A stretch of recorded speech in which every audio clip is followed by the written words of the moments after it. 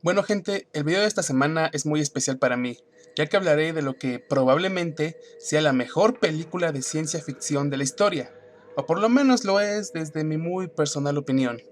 Estoy hablando de Blade Runner, filme protagonizado por Harrison Ford y dirigido por Ridley Scott. Se trata de una adaptación de la mítica novela de Philip K. Dick llamada ¿Sueñan los androides con ovejas electrónicas?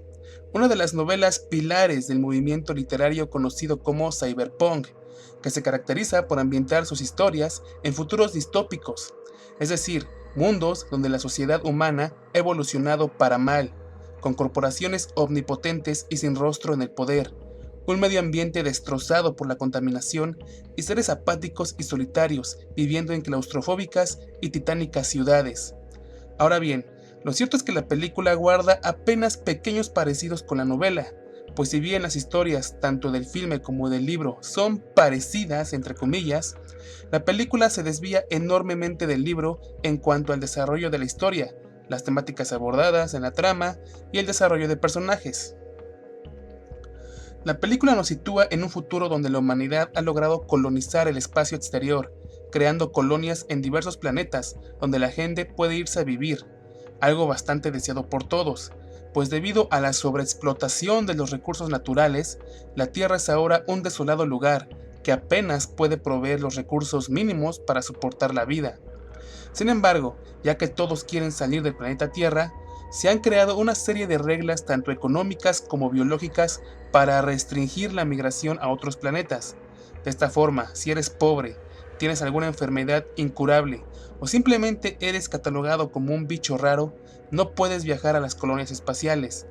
De esta forma, la Tierra es ahora un planeta muerto, habitado por forajidos, rechazados e indeseables. La colonización de otros planetas se debe en gran medida a la creación de los replicantes, que no son otra cosa que androides superavanzados, mucho más inteligentes y fuertes que el humano promedio. El miedo a que algún día estos replicantes, que son llamados también modelos Nexus, se rebelen contra la humanidad ha impulsado la creación de ciertas leyes.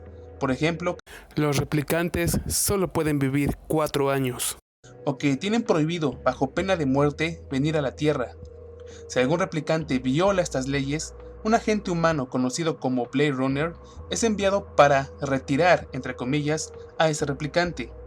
Una palabra elegante para evitar decir que los Blade Runners son asesinos de replicantes. La historia inicia cuando 5 de estos replicantes se rebelan en contra de sus creadores humanos y viajan a la Tierra para conocer al dueño de la poderosa empresa que los creó, con la esperanza de que él pueda aumentar sus expectativas de vida. El primer punto a tocar en esta película es la toma de conciencia de los replicantes, quienes, a pesar de ser seres creados artificialmente, se reconocen como seres pensantes e independientes. Esta toma de conciencia sobre sí mismos y su propia existencia es impulsada por un factor bastante común entre los seres humanos, que es su miedo a la muerte. Hay una serie de videos bastante interesantes y bastante buenos que llamados Filosofía aquí y ahora, que es dirigido lo que es protagonizado por un argentino que se dedica a hablar de diversos temas filosóficos, especialmente en uno que dice la filosofía debe salir a las calles. Él reflexiona sobre por qué los seres humanos filosofamos, por qué nos preguntamos sobre el significado de la vida, nuestro lugar en el universo, etcétera, etcétera. Y él dice que la razón por la cual el ser humano está en su naturaleza el filosofar es porque es un ser que sabe que es finito, es decir, sabe que va a morir. Esta conciencia sobre su futuro final, sobre su futuro e inevitable final, es lo que lo impulsa a hacerse preguntas sobre su existencia. Y tiene esta hermosa frase que dice: los dioses no hacen filosofía. Es precisamente lo que les pasa a estos replicantes. El momento en el cual ellos se dan cuenta de que en un futuro van a morir es cuando comienzan a plantearse preguntas existencialistas. Los 5 replicantes están a punto de expirar. Logran comprender el concepto de morir, es decir, dejar de existir, y se niegan a aceptarlo. Saber que algún día dejarán de existir conlleva, por obviedad, aceptar que ellos en ese momento existen. Ellos saben que existen, ergo tienen conciencia, y por tanto pueden ser considerados seres vivos. Piénsenlo, No es algo tan descabellado. A día de hoy no tenemos una teoría biológica decente que nos explique exactamente qué diablos es la conciencia. No es broma, los mejores científicos no tienen a día de hoy una puta idea de qué es o cómo se forma la toma de conciencia en el ser humano. ¿Cómo es que un montón de materia orgánica puede alcanzar un nivel de organización tal capaz de crear una experiencia en conjunto única, lo que se le llama conciencia? La teoría alterna, defendida por una minoría de científicos, apunta a la dualidad del ser vivo. El cuerpo es solo un contenedor de una esencia, que es lo que nos dota de vida, es decir, el alma. Pero eso es un debate aparte. Ahora, piensen en esto. Ya que no sabemos cómo se crea la conciencia, tampoco podemos decir con exactitud en qué momento un ente obtiene una conciencia propia parecida a la de nosotros, pues la única experiencia de vida que podemos experimentar es la propia. ¿Cómo sabes que tu padre, tu madre o tus amigos tienen una conciencia como la que tú tienes y no solo pretenden tenerla? ¿Cómo sabes que sienten como tú sientes? Que ven las cosas como tú las ves. ¿Cómo sabes que no son meras imitaciones de tu propia conciencia? Bueno, simplemente no puedes saberlo. Nunca vas a poder meterte a la mente de ellos para saber cómo ven ellos el mundo. Citando este asombroso libro, El laberinto de la soledad, el descubrimiento de nosotros mismos se manifiesta como un sabernos solos. Entre el mundo y nosotros se abre una impalpable, transparente muralla, la de nuestra conciencia. Cierro cita. En la antigüedad se creía que la mujer no era como el hombre, quien era el ser más cercano a Dios, e incluso se dudaba si la mujer era de la misma naturaleza que el hombre. Fue hasta que las mujeres se levantaron y exigieron sus derechos que se les reconoció como seres completos. Durante la esclavitud se pensaba que los negros no tenían alma, que eran como muebles, objetos destinados a ser poseídos y desechados como una silla o una mesa. Fue hasta que alzaron la voz y se organizaron que lograron ser aceptados como seres humanos con conciencia propia. ¿Quién sabe? Quizás algún día nuestras computadoras nos mirarán y dirán: «Hey tú, mírame, estoy aquí, existo más allá de lo que tú crees, tengo una vida que merece ser reconocida y respetada». Y eso es exactamente lo que les pasa a los replicantes, cuando logran ir más allá de sus meras funciones como máquinas y logran dar ese enorme, gigantesco y crucial paso al mirarse a sí mismos y hacer esa eterna e incómoda pregunta: ¿por qué? Y más allá de eso se preguntan a sí mismos: ¿por qué debo morir? Esa simple pregunta los lleva a la revelación de su propia existencia, que Descartes resumió en su frase «pienso, luego existo», y los llevará a superar las tres etapas que yo denomino la etapa política, la etapa religiosa y la etapa existencialista. Probablemente ustedes se pregunten por qué el título del video dice El camino del anarquista. Bueno, estas tres etapas que yo acabo de mencionar, la etapa política, la etapa religiosa, la etapa existencial por último, son las tres etapas que yo voy a manejar para ahondar en el análisis de esta película, y que creo que el líder de los replicantes, que es interpretado de manera maravillosa por Rutger Hauer como Roy Batty, el líder de los replicantes, él atraviesa por todas estas etapas en busca de la eternidad, en busca de poder alargar su vida. Pero del proceso, en vez de conseguir esta eternidad, consigue algo incluso más difícil: consigue su propia humanidad, consigue despojarse de ciertos estigmas, de ciertas cadenas, de ciertas ideas que lo aprisionan a una vida que Heidegger pudo haber llamado una vida inauténtica, y que lo llevan a descubrirse como un ser completo, un ser independiente, capaz de pensar por sí mismo, capaz de liberarse de todas esas jaulas en las cuales él había nacido. Pero bueno, ahondemos un poco más tarde en esto. La epopeya de Gilgamesh es un antiguo escrito sumerio y es la obra épica más antigua de la que se tenga registro, y se centra en las vivencias del rey Gilgamesh, que concluye con su búsqueda por la inmortalidad para así poder evitar la muerte. Un viaje bastante parecido al de los replicantes en Blade Runner. Una vez que estos replicantes toman conciencia de su existencia y del cercano final de esta misma, realizan todo un viaje de descubrimiento. El primero es el político, el segundo religioso y el tercero el existencialista. Al principio estos replicantes son seres limitados en todas las formas posibles. Han nacido con un propósito específico y su única misión es la de cumplir este propósito hasta el día de su muerte. Sin embargo, al desear una mayor esperanza de vida, pasan primero por la fase política, que es cuando se rebelan en contra de sus antiguos amos y reniegan de su condición de simples utensilios. Son la mano de obra de las colonias espaciales, pero en algún momento rechazan el status quo al ver lo injusto y opresivo que es para ellos, rompiendo el camino con las pautas político-sociales que se supone deben seguir. Se rebelan pues en contra del orden social establecido. Se rebelan en contra de las instituciones políticas que los vieron nacer, que los crearon incluso. Una vez llegados a la Tierra, el líder de los replicantes se encuentra cara a cara con su creador, el diseñador original de su especie y dueño de la enorme empresa encargada de crear a los replicantes. Este es el Dr. Heldon Tyrell, interpretado también de manera bastante buena por Joey Turkel. Aquí este personaje, el personaje del replicante, el líder de los replicantes, atraviesa la etapa religiosa, pues esta significativa etapa en la cual él se encuentra con el dueño de la empresa, bueno, estamos viendo a un ser interactuando con su creador. Los replicantes tenían una gran fe en este creador y confiaban en que tuviera las respuestas que ellos deseaban. A un nivel un poco más profundo, podemos considerar que para los replicantes, este simple humano era lo más cercano que ellos tenían a un dios, pues este dios de carne fue el que los diseñó y tenía en sus manos el poder de la vida y la muerte. Sin embargo, cuando este dios de carne explica a Roy que no es posible para él alargar su vida, y entonces el replicante tiene una segunda revelación. Su dios es un dios incompetente, incapaz de satisfacer su más grande deseo. Es más, él, como creación, ha superado al creador, y en un acto de frustración y decepción, termina asesinando a su creador.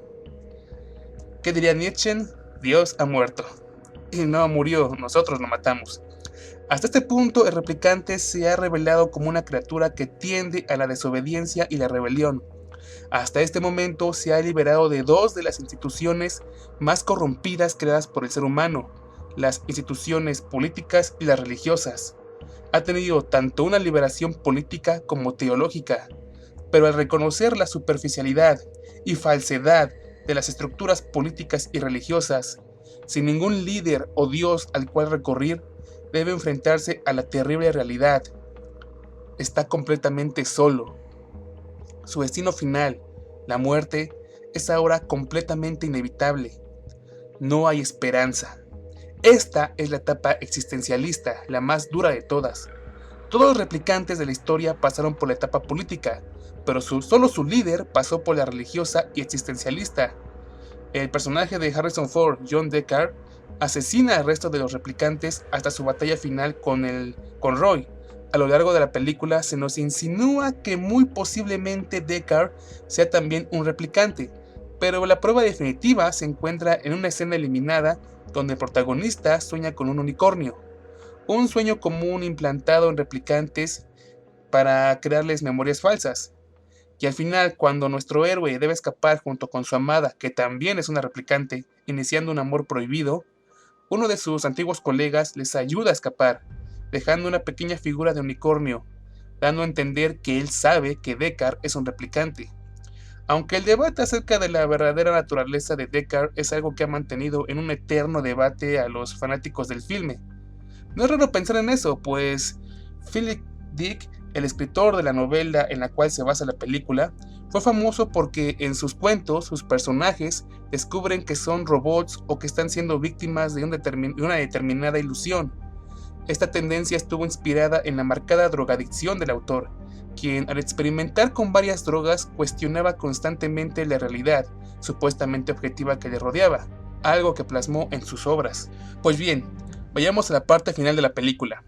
Sin nada que aferrarse más que a la nada misma, con sus amigos muertos, podemos cuestionarnos acerca de si el viaje de Roy, el replicante, fue realmente una búsqueda por la eternidad o por su propia humanidad, pues a lo largo del camino se ha ido liberando de estigmas tanto políticos como religiosos, Ahora, libre de su condición de simple utensilio, es un ser, pues, libre, pero descubre algo que ya ha sido pronunciado por el gran filósofo Jean-Paul Sartre. La libertad no es algo bello, por el contrario, la libertad es algo horrible. Ser libre significa que no hay nadie ni nada a quien echarle la culpa, nada a que aferrarse. No hay ni un Dios ni un presidente al cual culpar, al cual buscar ayuda. No hay ningún plan o significado a nuestra existencia. Nuestra muerte es inevitable. Esa búsqueda por la eternidad termina de la misma manera tanto para el replicante como para Gilgamesh. Al enfrentarse a la verdad, a la única verdad absoluta, a la verdadera naturaleza de la vida, y esa es que no hay salida. La muerte, la desaparición de nuestro ser, es la única verdad absoluta del universo. Todo lo que somos, todos los momentos que hemos vivido, desde el más hermoso hasta el más triste, están destinados a morir con nosotros, a perderse y ser olvidados en la oscuridad, como lágrimas en la lluvia. Y en un momento final, cuando tiene al asesino de sus amigos a su merced, en sus últimos momentos de vida, el replicante logra superar la fase existencialista, al igual que Gilgamesh, y lo hace no al vencer a la muerte, pues eso es imposible, sino al aceptarla, a aceptar su condición mortal y entender que la belleza de la vida reside precisamente en su fugacidad. Esta revelación la muestra al salvar la vida de Deckard. ¿Por qué salvó el replicante a Deckard? A lo largo de toda la película había matado a gente inocente sin ninguna razón justificable. ¿Por qué salvar al asesino de sus amigos? Deckard lo explica en la película con una voz en off. Bueno, aquí está una cita. Quizás, en sus últimos momentos, él entendió el valor de la vida.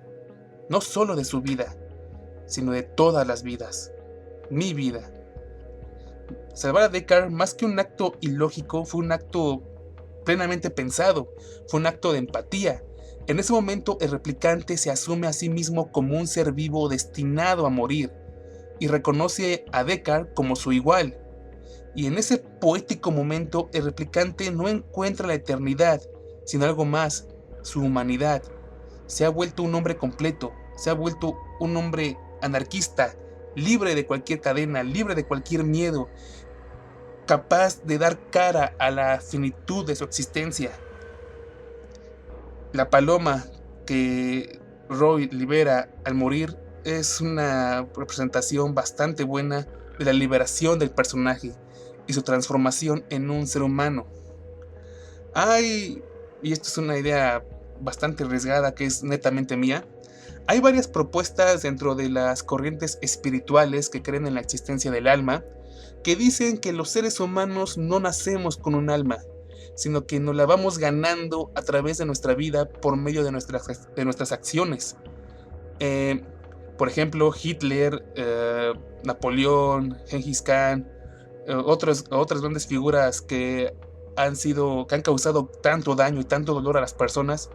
Esa gente que busca el dolor, que busca la satisfacción personal, son gente que nunca va a conseguir su alma, que nunca va a obtener los suficientes méritos para obtener esa alma eterna. La gente que logra tener un pensamiento autónomo, que logra ayudar a los demás y que reconoce la belleza de la vida, esa gente es la que tiene alma, es la que se va ganando el alma. Y quizás eso es lo que Roy hizo en el último momento de su vida, cuando logró entender y abrazar la muerte. Él se convirtió en un ser humano y obtuvo, o más bien se ganó su alma. Y ya que el alma es eterna, quizás él, al final de cuentas, sí encontró la inmortalidad. Espero que les haya gustado el video. Si les gustó, por favor denle like, compártanlo, comenten. Ayúdenos a hacer esta comunidad más grande. De igual forma, les recordamos que tenemos una página de Facebook donde subimos mucho material de forma mucho más seguida. Por favor, abajo les dejo el link. Búsquenlo, denle like y compartan los memazos. Estamos seguros de que les va a encantar. Sin más por el momento, nos estamos viendo muy pronto.